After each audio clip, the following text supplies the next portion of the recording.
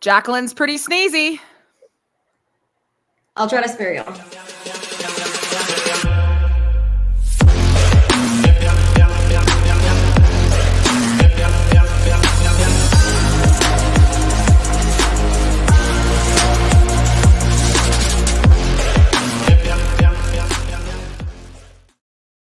I'm such a D-hole, man. I cut you off again. That's okay. I'm sorry. All right, everyone. Hello. Good evening from a rainy, cold night in East Texas. Scotty says hi. Hello, Scotty boy. Welcome to Pardon Me, Alex, with Alex and Jax. We are here and we are ready to talk some basketball. Try to make it quick and short and sweet so that I can go have some dinner. Haven't eaten yet. Gosh. I know it's been a long day. Like I went back to school today. There's no classes. It's just the week before, where you go and you prepare and you do all the things you have to do to get ready for school to start next week. And, as chair of an entire department, I have more duties than just getting ready for classes. So it's like, now's the business. Yeah. So, anywho, yay me. But anyway, so I've been at work all day. It's been a day. But yeah, so let's just, jump right into talking about the game. Obviously, the last game was on Saturday, and it was versus UTA. Arlington, yep. Yeah. So we had a lot of guests this game. We did. Not as many as last time, but no, but still a fair amount. We had our boy Jackson back. Back in action, baby. Yes. And who else? Heather came down again, your friend from Tyler. Mm-hmm. One of my friends from college, Devin, was in town as well. And of course, Amanda. Amanda was there with us, sitting with us. And then like half of Cece's team from Panola was sitting behind us as well. Yeah, I was really glad they came. I finally turned around and asked them who they were here to watch. Yeah. Neat. I'm glad. I had a feeling because I saw one of them wearing a Panola jacket, and I was like, well, clearly they're here to watch CC. But I was like, I just didn't even think to like ask if that was legitimately why they were there, but it just made sense. And another person made their return to the Sawmill. It's so good to see him back over on his little half-court seat. Our Matt Rocco finally returned. Our sweet little Matt. I know. He looked good. I'm glad he's back. I know he was missing Lumberjack basketball, so sure was. He was glad to be back. Oh, absolutely. So yeah, great game. It was a wild one. Like I feel like I say that for every game. But like it started off like, just a like very normal game, and then second half just like turned into this crazy foul ref fest. But we'll get to that later. But anyway, so a couple random notes before we get into the history. A lot of people saw and made comment that Trell obviously was in a boot on Saturday. That's just a precaution. He kind of landed wrong at the UT-RGV game. And if you were watching the game or heard us talk about it, I mean, you knew that happened. So it wasn't too much a surprise to see him in a boot. But it's not like long-term. We heard him say maybe 1 week, maybe 2. So I doubt he'll be suited up for the game. The game's this weekend, maybe next week. But yeah, it's just precaution. Like it's nothing super crazy that he'll be out for like months or whatever. He's okay. But yeah. And another random note is 2 of UTA's main top dogs were also out. So that just makes this game, I don't know. I always feel like when like top dogs are out on the teams, like we're not getting them at their best. And it's just, is that like a fair assessment of the team that we're playing? I know it's tough because like part of me was like we lucked out because I feel like it would have been closer. Oh, 100%. That's what I'm trying. Yeah. So we were down 1, they were down 2, and I feel like also sometimes those are the games where other players step up who may not get the opportunity to score as much because they aren't already known as one of the leading scorers. So Absolutely. and any team any given day can be completely different. So Totally. And it's just something to think about. I mean, just consider the fact that if they had those two main guys and we had Trell, like that would have very been a totally different game. You know, they hung in there with Tarleton, they hung in there with Texas. So I mean, totally different game potentially. And then last thing before we talk about the other stuff is I think it was, I don't know if I'm pretty sure it was Buckets mentioned in the broadcast that I guess at the time of the game, we were first in the WAC in 5 different categories. And I was like, I made a note to like go back and check. I don't know. I'm assuming what he was looking at, maybe they were, but now as of yesterday, we only lead the WAC in 2 categories. One of them being rebounds and the other being points probably steals. Oh, okay. Yeah. So we lead the WAC in steals and lead the WAC in rebounds, but we are number 2 in scoring, number 2 in field goal percentage, number 3 in threes. We are number 2 in field goal percentage. And that's I'm sorry. Offense, we are number 2 in scoring, number 2 in field goal percentage, number 3 in 3 field goal percentage. But then defense, I don't know how the offense anyway. We're number 2 in field goal percentage on defense. I don't know what that means. I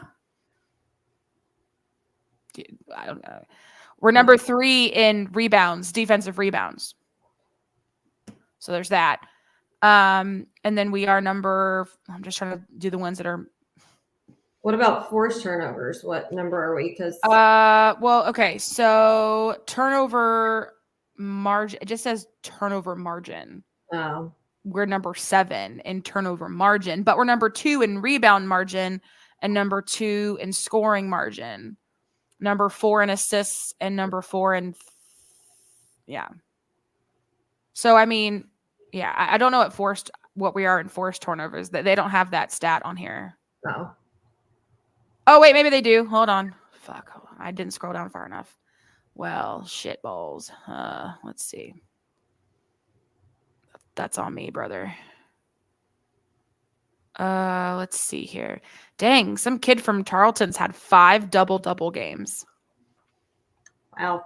2 guides from UT Arlington have had double games. Jesus, Pete. Okay. This is my bad. I should have. I thought I scrolled all the way to the bottom. I guess I didn't. My bad. Sorry. I did not mute myself. I just muted the. No, it's okay.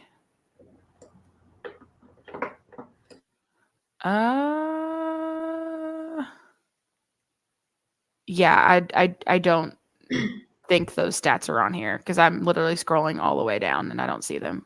Damn, there's a lot of statistics on here. Jesus, Pete. Who does all these? I want to give him a beer because this is a lot of work. I don't math, so that's a lot of work. Yeah, I have no idea. I'm still scrolling. So who the hell knows what the dang scoring percentages are, or what the forced turnovers are? I'd have to keep looking. Yeah, no. I don't want to keep us up here for 3 hours. Okay. All right, back to your notes. All right, so general history background info on this game. Going into the game, our matchup history with UTA, we had 19 wins and 25 losses going into that game. Our last matchup was February 18th of 2023, and we lost 70-75. Largest margin of victory, we won 110-77 back in 1995. Take my stats class, Shelly. No. I don't think you're one of us in your stats class. No, I had a statistics and probability class freshman year of college at SFA, and I absolutely bombed it. No. Yeah, that's a big no for me. Our smallest margin of victory was just 1 point, 65 to 64 in 1997. And Alex and I, well, and Dad and I too, I guess, were all little like anxious going into this game just because, like Alex said, they've hung in there with a lot of good teams. And so they mentioned during the game that they've played the NCAA 11th toughest non-conference schedule this season. Damn. Yeah. And they've hung in, I mean, they haven't like beat anyone big, but they have hung in there with a lot of people. They have. And we talked about that in the last episode. That's why I wasn't nervous about this game until we went and looked at who they played so far, and I was like, Same. Oh, now I'm a little anxious. Yeah. So Dennis said, great outing. 6 guys had a great night. He didn't comment on this. He commented on Twitter. 6 guys had a great night. A bunch of guys had really good nights. That's going to win some games. And then his signature 3 axes. Most definitely. I agree. It was a hell of a night for a lot of the Lumberjacks. It was a great game. I have notes on just about everybody. Pretty much. Yeah, same. First, you want to go over the WAC standings? Sure will. So in the regular basketball standings, not much has changed. The top 3 are still the same, Grand Canyon, Tarleton, and us. And then, of course, just everybody else follows below. Utah Valley under us at number 4. Seattle U, Utah Tech, Abilene Christian, California Baptist, UTA, Southern Utah, and UTRGV. Man, Southern Utah and UTRGV have not won a single conference game yet. Goodness gracious. Hate that for them. But I do, because I know that, I mean, playing UTRGV just, last week, they have a good ball. Like, they have ballers on that team. Like, they have a good team. I just don't know. That's just rough. I do feel bad for them. I feel bad for their fans. Like, I know they're trying to really, really hang in there, but this is the 2nd season in a row that they've been at the bottom. It's tough. It is tough. It really is. I mean, I do feel, but yeah, couldn't be us. All right, moving on. That's kind of an asshole move. And then when it comes to resume seating, we did move, but not in the positive direction. We moved down to 5. I still don't. Yeah. So it's just the weirdest effing system. So we literally have won 5 games in a row, and we didn't move up. We moved down. Also, I won't even go on my whole rant, but just going to quickly remind everyone how much I hate the resume seating for conference seating. It makes no sense if the only reason is to seed us for a conference tournament. We're all playing each other. Just use the conference record. It makes no sense. I understand using the resume seating to seed people for the NCAA tournament because you're getting teams from all these different conferences with different levels of play. Yeah. So you can't just take the top team from every conference and do it that way. You got to get something more specific.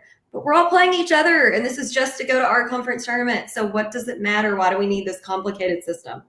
I don't get it. It's just, it's hard to explain the benefits of this to people whose teams, I mean, just for example, like ours, we're at 10-5, and we're at the 5th ranking. And then you have a team like Utah Valley, who's 8-7. No offense, Kyle, 8-7 above us in the rankings. You know what I mean? Like in the resume seating, it just like logically in your head, you're like, that makes no sense. SFA should be above them, but it's just based off of this wild formula and based off who you play, when you play them. Are you home? Are you away? How much you beat them by? Like, it's a wildly complicated like system that again, going back to Shelley's statistics class, I just don't understand, nor do I want to, I guess. I don't know. I don't think there's any reason to use it within a conference just to see those teams to play each other. Like, you're pulling teams from all over America from different conferences to put them in one big tournament, yeah, you need more than just their conference record. But to just take teams from the same conference to put in the same conference tournament, we don't need all this. Like it's completely unnecessary, in my opinion. And I don't like math, so that too. It's just convoluted and just wild. It's like the wild, wild west over here. Yeah. Anyway, but yeah, that's the updated standings. So I feel like literally until the end of the season, it's gonna just be a back and forth. Like we're gonna be up to 4, then we're gonna be down to 5, up to 4, down to 5. It's gonna be back and forth, back and forth. It's just gonna be very. Who knows where we're gonna end up? I mean, obviously, we're gonna end up in top 8. Knock on wood, but like it's just complicated and a pain in the ass, and it just makes things harder for teams like us who have had success in the past against big schools, because if you get basically dinged if you're playing a bunch of like non D1 opponents. Anyway, nobody wants to play us. End of story. Yeah, and again, I don't get that because all they should be going off of is our conference record. And then like if we choose to play easy teams, all their non-conference, and then we get to conference and can't hang with the people in our conference, then like that's our bad on us. So I just don't get it, because you wouldn't just choose to do that to try to pad your non-conference schedule if it's not going to benefit you later. Like, anyways, I digress. Let's go into the game notes, or I know. I didn't mean to bring it up again, but it was just frustrating when I pulled it up earlier and I saw that we moved from 4 to 5, and I'm like, the fuck. Yeah. Anyway. Okay. So, like Alex said, Trell was out this game. So our starting lineup was AJ, Frank, Jelani, Day, and Matt. We did win 92-73. Our attendance was 2,049. Now to Sean Kennedy's stat section, which most of this I was pleasantly happy with. Absolutely. The first two are the best. Field goal percentage was 50%. 3-point was 48%. One of our best of the year. Not the best, but right. Yeah. Definitely up there. Probably top 3 maybe. Our free throw percentage, not super great, 60.9. Points in the paint, we had 40. Points off turnovers, we had 13. Second chance points, we had 14. Fast break, we had 12. Bench points, we had 32. We did out rebound them by 10. We had 42 total rebounds, 15 offensive and 20 defensive. As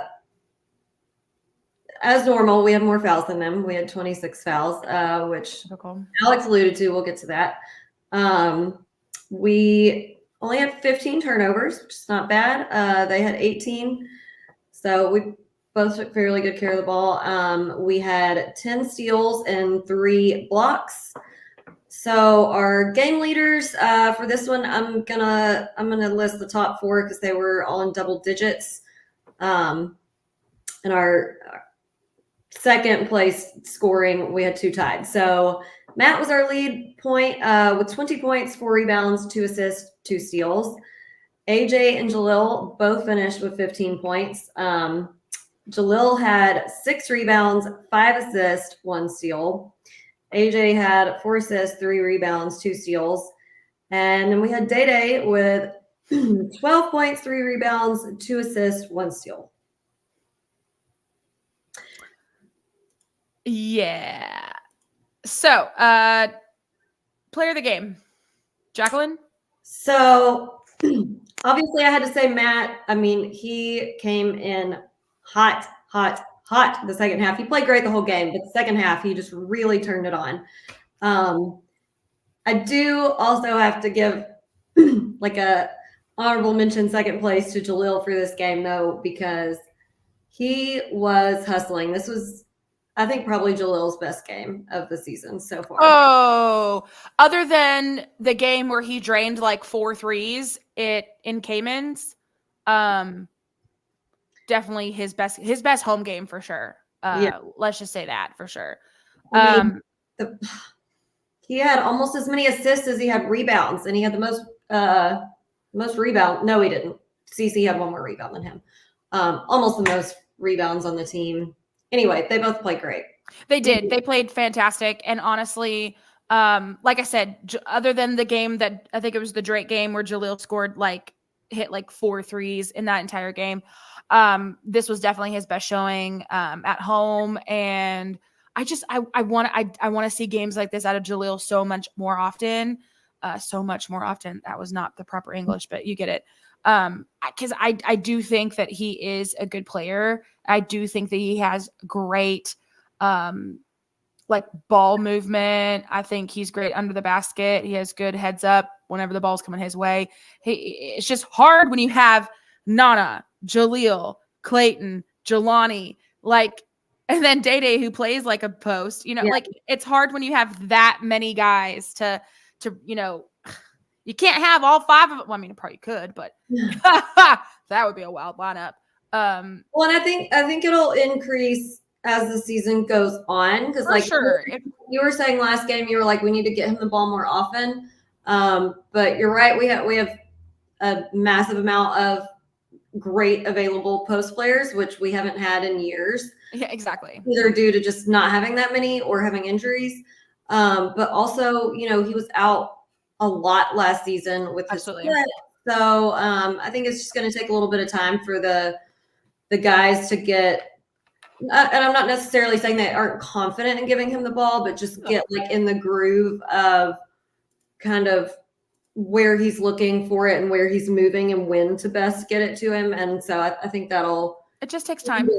Yeah, I think that'll continue to improve as the season goes on, and he'll get more points. But yeah, it was funny because there was one possession. I mean, he was down there just working his ass off trying to post up, and no one was giving him the ball, and then he rotates up to the top and he's like, I'm just gonna take a 3. Swish. Yeah, I mean, and that's the thing. So that brings me to my player of the game. I said Kyle. Oh, I'm sorry, Matt. Matt Heyman for sure. He came in, like you said, Jacqueline, honestly, his ass was on fire in the second half. And I don't know at what point I called it. I don't know if it was right as the second half started. I said Matt's going to be the player of the game this game. Yeah, I said, he literally both looked at each other like he's going off. Don't let him get hot because he's going off. And by Joe, he freaking did. Very proud of him. He's been kind of quiet the past couple games, and so it was really nice to see him get some good quality minutes and also come up with high point, and really, really show out. So proud of Matt. But you're right. We had 4 guys in double digits, and that doesn't happen very often. But hot dog when it does. And Frank 1 point shy of being in double digits. Exactly. And it's been a while since we've had such, I don't know, again, we're just spoilt for choice right now. We have so many guys who can score. Sometimes it's just wild because, last year we didn't have that. We had a Gatto guys who scored, but a lot of them were freaking injured. Yeah. So it's just a whole different dynamic that we haven't had in a few seasons. It's just having multiple guys, not just maybe 1 or 2, but having 5, 6, 7 potentially different guys or more that are able to just go off on a certain night. I mean, literally any of the guys, any of the starters, any of the guys that come off the bench, any of them could have absolute scoring, just banana-rama. Yeah. Any of them.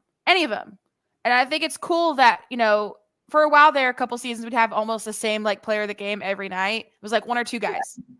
Yeah. Which is fine. That's fine. I just think it's really cool and, fun that way. There's a different player of the game every night. And that's just. Yeah, it's great. And it makes that's the main key of this team this year that makes me so hopeful for us, farther on into conference, because when you can play that way, it makes it almost impossible for other teams to scout, because there's no specific player that you can say, if we can shut down this guy, they're dead in the water. Exactly. Pick 1 out of 10. Because if you shut down, let's just say, for example, it's like, oh, we're scouting the team and we're going to key in on Frank because Frank's been on a tear lately. Okay, cool. But guess what? You got Matt, you got Jelani, you got Jaleel, you got Cece, you got Miles, like you got Trell when he's back from his boot. Like you have so many different options, you know? Yeah. Oh, hold on. We got a mom on here. Hi, ladies. Love me some Lumberjacks. We know how much you love the Lumberjacks. Oh, we got DDT on. In my honest opinion, it starts with AJ. When AJ looks confident and in control, this team clicks. It always starts with the point guard, in my opinion. I agree. And yeah, Dennis is spot on. I mean, if the point guard is doing his job, leading the team, running the floor, assisting where it needs to happen, like it's unstoppable. Like you can't beat us.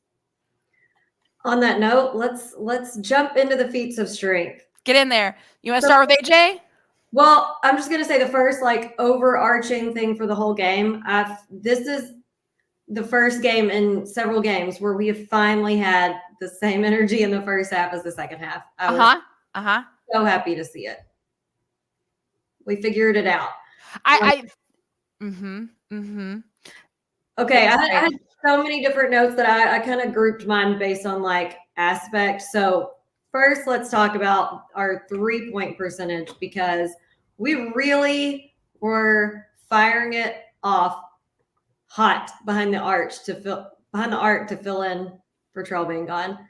I mean, so yes, the very first possession they made a 3, which is on my grievances list. But then they returns with a 3 right on the other end from Juice, who isn't a normal 3-point shooter. Right. Then we had Frank with a 3. Then got another 3 and a 4-point play. Yep. We got Joel 2 for 2 from the 3-point line. Yep. We had Matt was 4 of 6 from the 3-point line. He got a 3 on the very first possession starting the second half. Let's see. Miles was 1 of 1. Cece was 1 of 2. I mean, everybody was raining 3s. Yeah, definitely. Like I said, not our best 3-point shooting night by any means, but one of the best for sure. And that was one of my keys to the win was having a really good 3-point percentage game. Not saying that sealed it, but that definitely helped. It definitely helps. And I was so proud that, you know, since we were missing Trill, I mean, it wasn't just one dude who stepped up on the 3s. I mean, dudes swishing 3s. Absolutely. You know, one of the plays at the very beginning of the game that really kind of, for me, set the tone, and I was like, there's no way we're losing this game. And I'll tell you what the play was.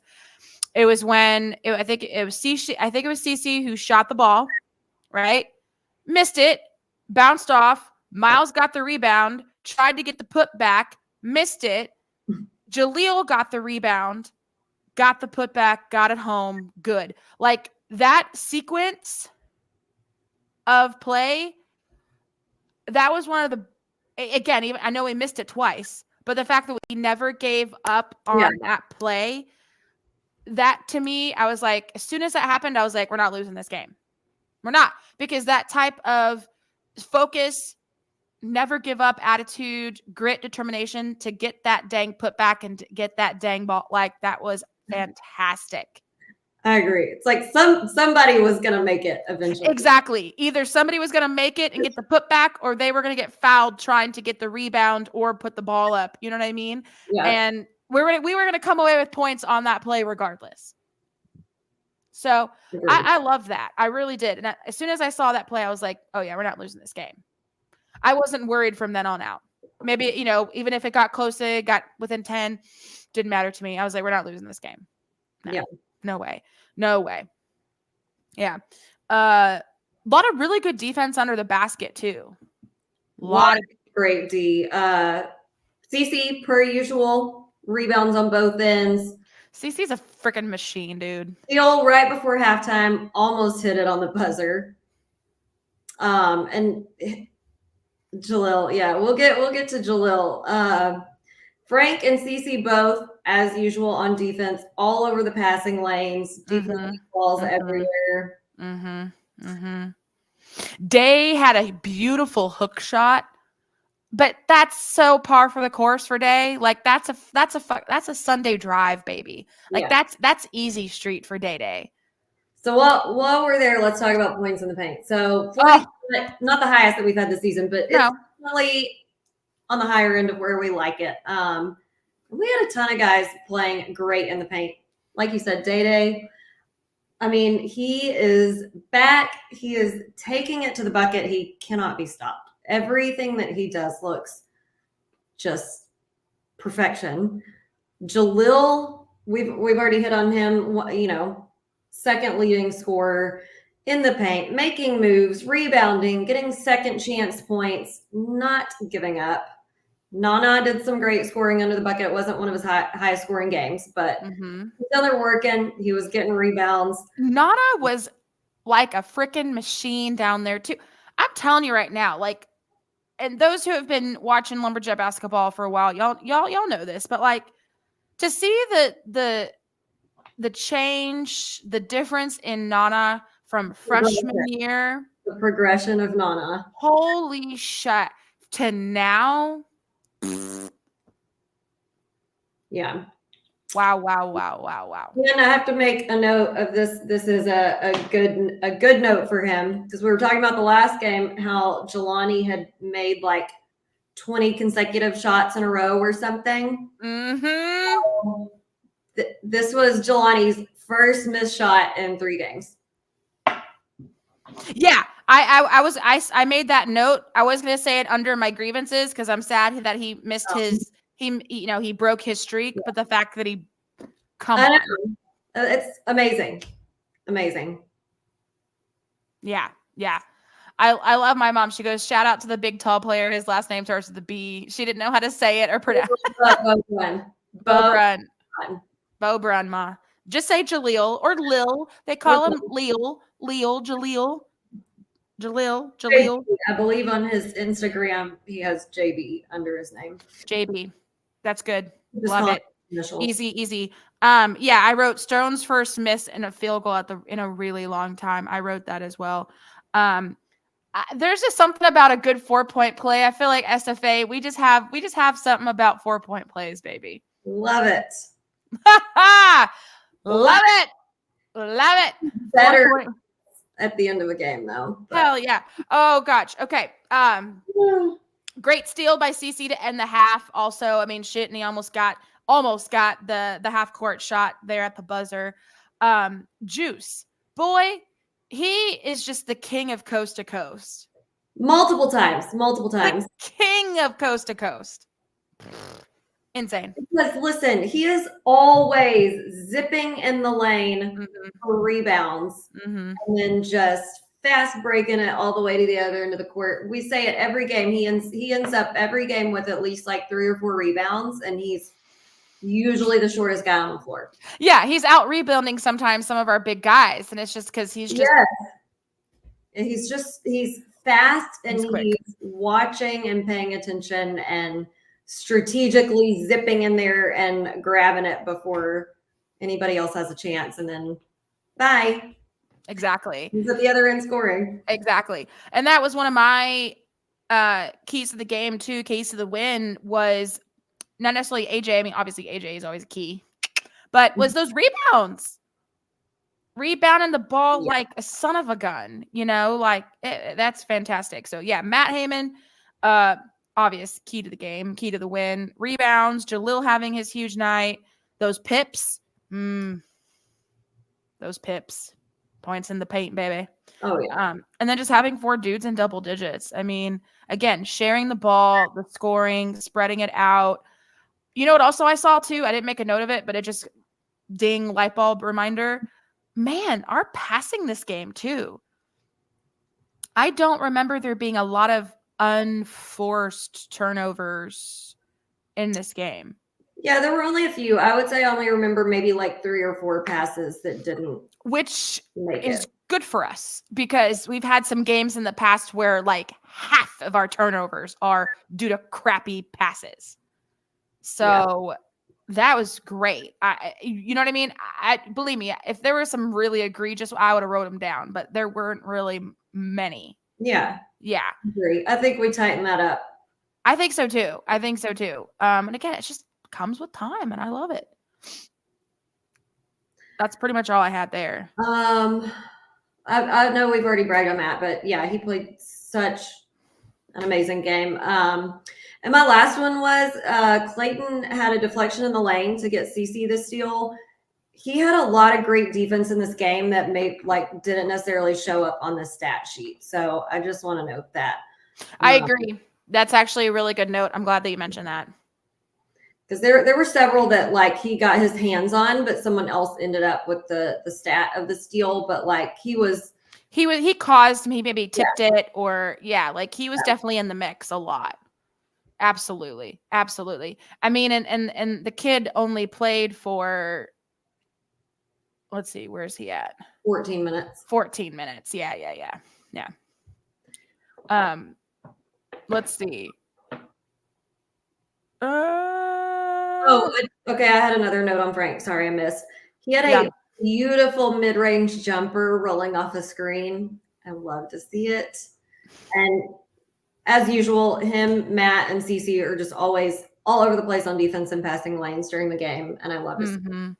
Miles with I don't think I mentioned him specifically, 1 of 1 from the 3-point line, and he had some great drives too. So, yeah, I mean, Matt was 100% from free throw. Frank was 100% from free throw. AJ was 5 of 6, doing good there. Yeah, it's good stuff. Love to see it. Love to see it. Love to see it. All right, are we ready to go to our always favorite segment to hate? Yeah. The airing of grievances. I got a lot of problems with you people. Now you're going to hear about it. You. All right. First off the bat, the fact that we got 2 technical fouls. Which. Okay, so I have, on my grievances, I only have 3 sections, and one of them's text, and I have 4 points under it. Go ahead. So, no tech for the other coach, literally yelling, blow your effing whistle, except he dropped an F-bomb. Why? Here's the thing. We got 2 techs, one of which I somewhat understand why they called it, but I think they were being a stickler. The other one I think was BS. By what I saw with my eyes, it seemed BS. Yet they had 2 different things they did that should have gotten a tech. Correct. Their coach should have either gotten teed up or just straight up ejected for yelling at the refs where everyone in William R. Johnson Coliseum could hear, blow your effing whistle. Yeah. I'm telling you right now, if Richard Parton was reffing that game, that dude would have been walking his happy ass down the tunnel. And I will tell you, I agree with that 100%. And I'll also say, give it, double. If Coach Keller would have yelled, blow your whistle, he would have been teed up immediately. And everybody knows it. Everybody knows it. Those who are listening, you know it. Everybody who will listen to this later, they know it. Everybody and their mama in this town knows that if Coach Keller would have yelled, literally screamed it, blow your whistle at the refs, he would have been teed up and or tossed. There's no doubt. I'm sorry. That's dog shit. Didn't even acknowledge it, and I know they did. Everybody heard it. If you didn't hear it, you must have a hearing disability or just not paying a lick of attention. Yeah. A lick of attention. And the other thing too is immediately after that, either we called a timeout or he called a timeout. And as he was walking to his players, he continually was yelling at the refs. Yes. It didn't stop with just his outburst. It kept going. Mm-hmm. And I'm like, at any point, are they going to serve a tee? And then I wonder, are you going to talk about when the kid slapped the court? Yes. So that's the other tee. The other one they should have got a tech for, number 22, their crybaby. Yep. He should have gotten a tech for the floor because they called an offensive foul on him, and the ref was standing 4 feet away from his face, and he slapped the floor mad. We've gotten texts for turning around and bouncing the ball down, and this dude slapped both hands on the court right in front of the ref. Didn't say nothing. Didn't say and I, and when that happened in the game, I agree with Buckets. Like, that was dog shit. The fact that they called a T on Matt, like, same energy. Like, if you're gonna call a T on Matt for slapping the board when he did his breakaway dunk, but you're not gonna call a tech on the kid who's slapping the court right in front of you because he's pissed he got called. That's just that I feel shitty. A lot more blatant, because my complaint for our tech, well, one of my complaints was going to be on Matt's tech on the dunk, because I didn't even notice that he slapped the backboard in person when we were watching it live. Neither did I. I didn't notice that because I text Dad, because we all thought they were saying that he hung on the rim too long. And I was like, there's no way, because the momentum he was coming in at, like, he had to swing back before he could drop down. So then Dad texted me and was like, he got it from slapping the backboard. And I was like, it was such a minuscule slap. So I had to pay attention on the rewatch, and like, it wasn't even that obvious. And so I get you're not supposed to slap the backboard, but there's tons of times during the games that players slap the backboard and it doesn't get called. That's like a real gray area. Very. It's very, you know what? And I could see if they would call it if it was an egregious slap, like he went like, very animated and just went up there and just like, yeah, slapped it, swung, like made it a whole showboating situation. But he didn't.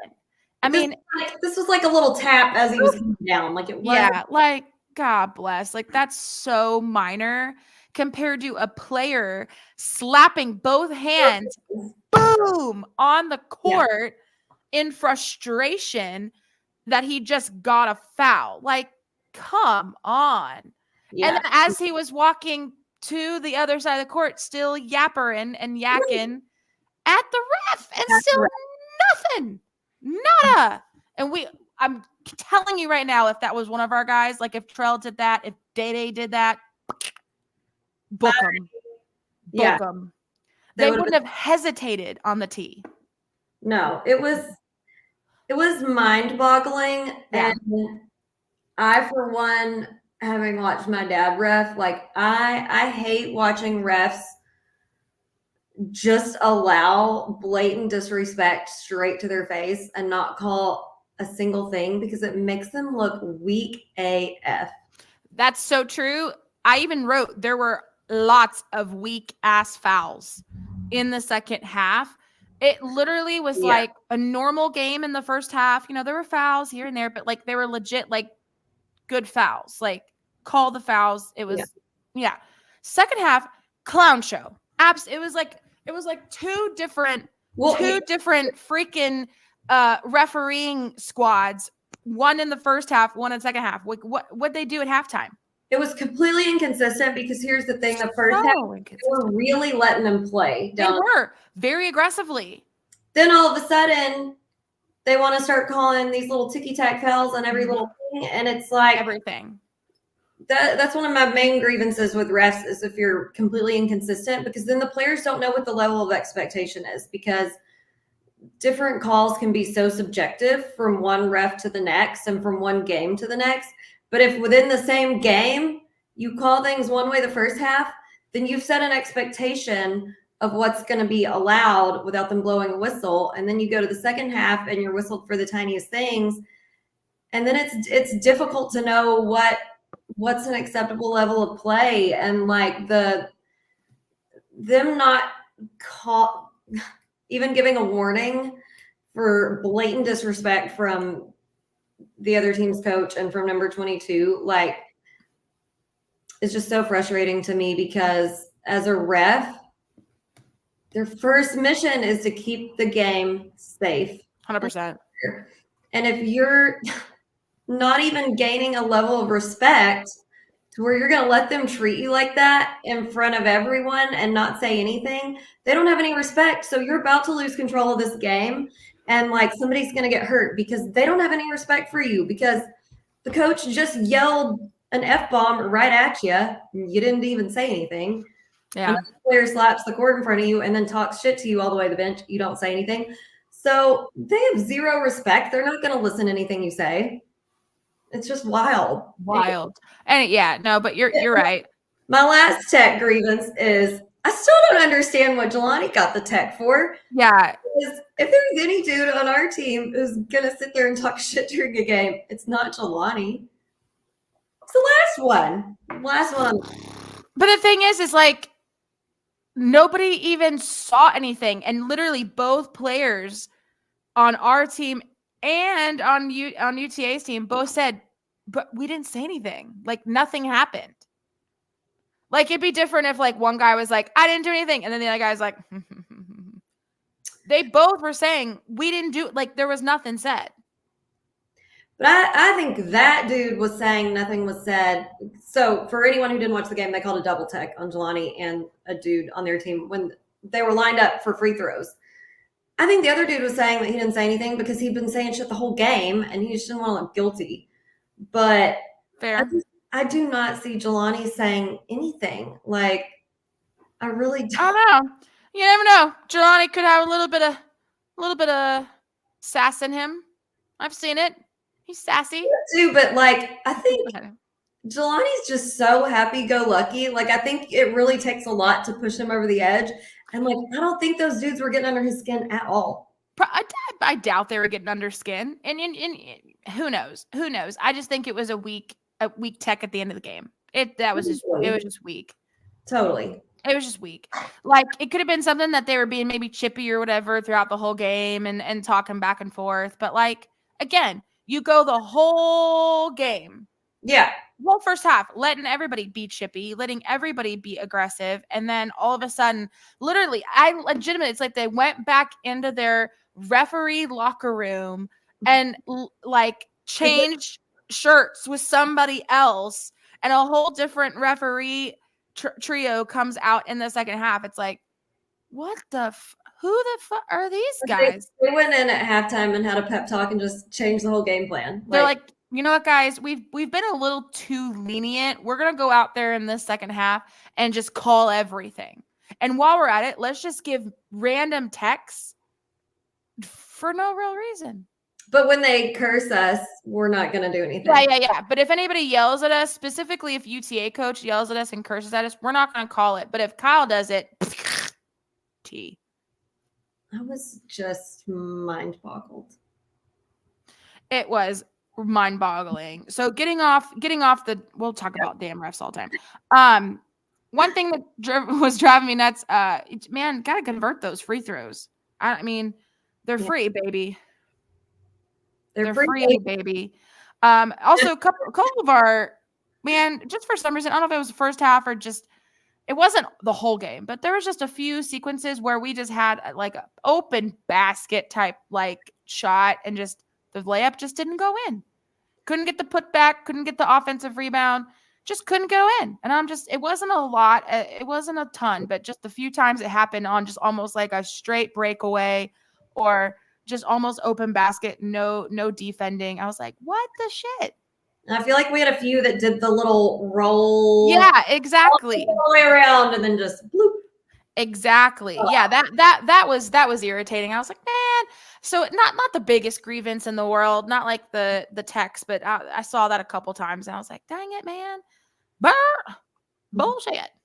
My real only like grievance about our play was about, and I mean, we did better than them, but I'm still going to gripe about it just a little bit, is about 3-pointers. So when they hit a 3-pointer right on the first possession, I was like, here we go. Yeah. Right. Thankfully it wasn't, but I will say their 3-point percentage, ours was higher by like 11 points, but theirs was a lot higher than it should have been because there were several threes that we just left them wide open. Yeah. Open. Easy money, especially when you're leaving someone open for that corner three.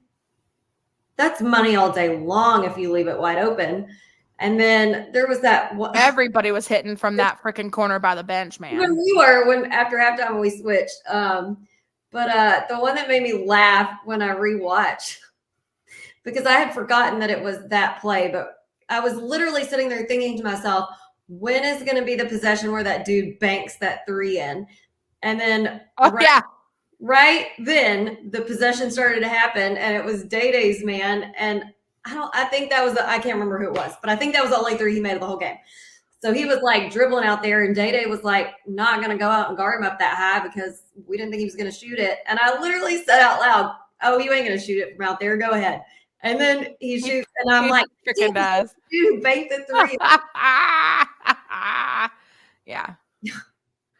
I know. That was funny. That made me laugh really hard. I remember that. Yeah. I think he was going to make it. Listen, he looked out on that. He did. Backboard to get it in there. My last grievance, it's something just super minor, but they just had more points off turnovers than us. Yeah. It's just weird stat. Don't expect it until you look at the stats because you don't feel like it's a lot, but like it wasn't a huge gap, but I mean it was 6 points, but still like, yeah, you know, we got to capitalize on those turnovers. You know, if we're turning the ball over, you know, if we're getting 18 turnovers from them, like I want there to be points off every single, you know? Yeah. I know that's a lot to ask, but like, you know, that not that we needed them this game, but still there will be games where we do. Yeah, I agree. That's an easy spot to convert. I will say, I think this game like you said, we had a couple of like layups that just kind of rolled out or popped out. And I know we had a few, and I'm not saying that I don't want dunks on fast breaks, because I absolutely do. Right. And sometimes it's the best way to go for it, and that's just what it is. But I know we had a couple of dunks that either weren't executed to completion or like got stuffed. Yeah. Right. I know they had one that I'm pretty sure was a goaltending, and they didn't call it. Well, of course, for fuck's sake. But I was trying to see if I could find the dang forced turnover thing. I'm still scrolling, dude. I've been scrolling for half this damn podcast. You're starving by now too. No, it's all right. It's all right. But yeah, I mean, I am hungry. So I do have a question though. Okay. When do you think Jelani is going to enter the 3 club with the rest of the bigs? That's a good question. All the other bigs can hit a 3. We've seen it. They've done it. Jelani, that's my challenge. I've been challenging Jelani a lot this season. I'm like, I still haven't seen the big, like, post dunk, like, in your face. My God, that man has a family type of dunk from him. Still waiting on it.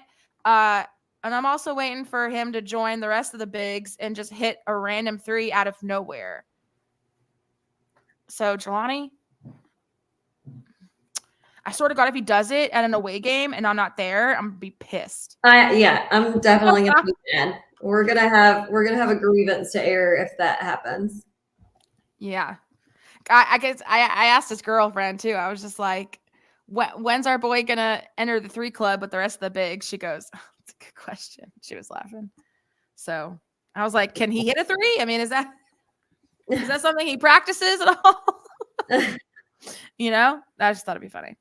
Yeah, that would be. I mean, yeah, last one. Exactly. That's what I'm saying. 5 or whatever. That's what I'm saying. I was just even looking to see if he's even taken a 3. No, he hasn't even attempted any. I don't think he's taken any. No, he hasn't. He hasn't taken a single gosh darn one. He might not like, I don't know. He might not like shooting out that far. Yeah, I know. Oh my God, man. That's funny. You know what? But his season field goal percentage is pretty freaking high, man. Oh, yeah, very. Yeah. He's at 69%. He's doing good. The only people that are higher are Davion and Ethan. our sweet little boys. Love to see it. I know. All right, Jax, one word. So I hadn't even thought of one as per usual. All right, I'll do mine. But yours makes me laugh. I'll tell you why after you say it. Okay. Groove. So I feel like the past couple games we've been hitting our groove, man. So I think SFA's got their groove back. I think we're hitting our stride. We're hitting the groove. We are moving forward, plowing down opponents. I think these last few games at home have really helped our confidence as a team.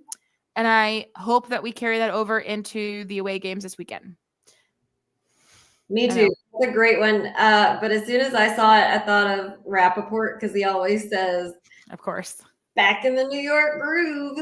And that's so that's exactly what I thought about when I saw it. I said it in my head in his voice, but I'm that's just great. gonna, like, be really simple and say teamwork on this one because love that. like we talked about, we had points spread all across the board. We had 4 dudes in double digits, 1 trailing right behind. We had do almost, well, hold on. Out of our top 4 scorers, they all were in 4 of the 5 stat categories. Mm-hmm. I mean, everybody was putting in work. Everybody was doing something. And even, like I mentioned, some of the guys that might not have shown up a lot on the stats, but yeah, everybody was in there doing something. So I feel like this is the most evenly distributed game like we probably had this season. Yeah. It was a good game for us. 100%. So I like that word for sure. Okay. So to wrap things up, we have a couple upcoming games this week. First on the docket is on the 11th. We are playing Utah Tech. So that team is 6-9 on the season. Let's see. They've had a little bit of success on our off season or in their schedule. So they won at Jacksonville State. Let's see. They beat Utah Valley and they beat California Baptist, which California Baptist is a really good team this year. And then their other win is Florida International. It was an OT win. It's a pretty good win as well. But yeah, other than that, though, they've had some of the teams that they've played. They've played Idaho. They've played Youngstown State, played Washington State. They've played North Dakota, Colorado. They lost to Grand Canyon. They lost to Seattle. And then that leads us to the game here. So they're coming off a 2-game losing streak here. I guess you could call it a streak. 2 games they've lost and then moving on to us. So that'll be on the 11th at 7:00 Mountain Time. So 6:00 our time. Yeah. It's going to be an interesting game. I really don't know. Again, we were road warriors all last season, so let's just continue that. I think it's 8:00 here. Oh, is it the other way? Right? Oh, yeah, maybe it is 8:00. I wish daylight. I wish the time zones would just take a long walk off a short pier. Yeah. It gets yeah, it's 8:00 here. Okay, yeah. I don't know time. Just like I don't know stats. I don't know time. So yeah, 8:00 here. Thank you for that. And then on the 13th, which is of course Saturday, we have the second game in the Utah stretch, which is versus Southern Utah. So that game will be at 6:30 Mountain. So that's it's 6:30 here. It is 6:30 here. It says 6:30 Mountain on the schedule, so I'm confused there. Okay, like I'm looking at the WAC schedule. I have it loaded in my calendar, and it showed 8 for the other game and 6:30 for this one. So yeah, I see that too because I have it on my calendar in front of me on my phone. but on the WAC thing it says 6:30 Mountain. So that's weird. I'm sure they'll post what time it is on the schedule, but regardless, anyway, so we're playing Southern Utah on Saturday. Some of the teams that they've played so far this year, they lost at La Tech. Let's see, they lost at Utah State. They won versus Texas State in Ruston. That's right, I remember that. That was that. There was like a little tournament there, obviously. Let's see who else. Let's see. They lost to Northern Arizona. They lost to Montana State. They beat Middle Tennessee. And lost to Utah Valley. And Grand Canyon. And then that leads us to us. So they are also on a 2-game losing streak before they play us. So 2 games in Utah, back-to-back. Gotta love it. On the road in the cold. I really do one year when I go to Utah. I know Kyle keeps telling us to come to Utah. And I'm like, I know. Yeah, we do want to go. Definitely. We just want to go. We're going to go. Just trying to find the weekend where obviously I'm not busy. Jacqueline's not busy. Getting there, room and board, like there's a lot of things, especially when we're trying to save money for Vegas, which we need to probably book soon. I know, and coming off all of these other trips and holidays and is that the thunder? Jeez, I heard that over my dang headphones. God. Dang, it was loud. Yeah, I know. So just gotta grin and bear it. Unfortunately, I have a trip this weekend and it's like, oh God, I know. All right. So moving on.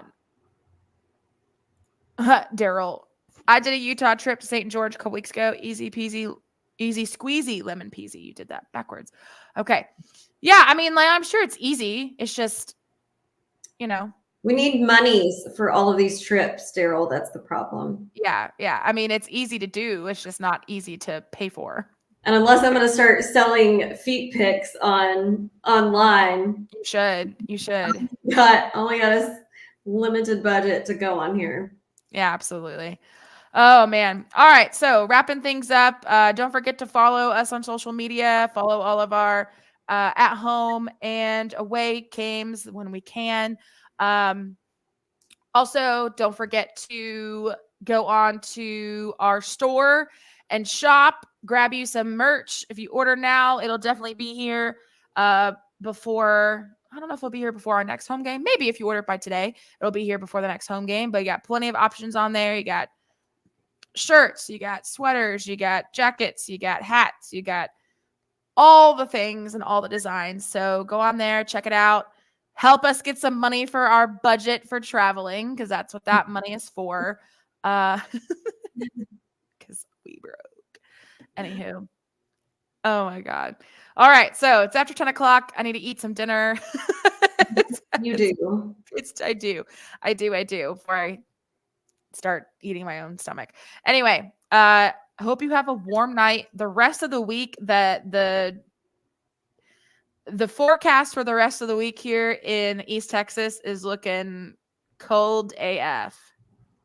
It's going to be like 13 next week in Tyler. Yeah, for the next week and a half, it's going to be cold, cold, cold. I mean, the low on Monday, the 15th in Nacogdoches is 15. Yeah. Hold on, let me see what it is here. I'm sure it's colder because you're north. At least an hour and a half north of us. It says 15 also, but on Tuesday it says 12. Hell yeah. Sounds good to us. Like, I'm fine with cold weather. Like, I thrive in cold weather. It doesn't bother me one bit, but at least it's next week and not this week, because I really need to get my heat fixed before it's going to be 12 degrees. You still don't have it fixed? I guess the part didn't come in today, but even if it would have came in today, they wouldn't have been able to do it because it was so windy here, and they have to get on the roof to access my heating unit. Okay. So not exactly whether that they could be putting up a metal ladder and climbing up on the roof of my house. Yeah, I guess not. that would pose a problem. But as long as it's done by next week, we're good. I would say so. I hope so. I mean, the cold weather, I mean, it starts today and it just continues. So, I mean, yeah. I'll be good for the rest of this week. It'll be done by then, for sure. Yeah, I hope so. I hope so. All right. Man, I hope you guys have a wonderful night. You stay warm, you stay cool, you stay breezy. Lemon squeezy. Oh man. All right. Everybody have a great night. And as always, Axe and Jacks.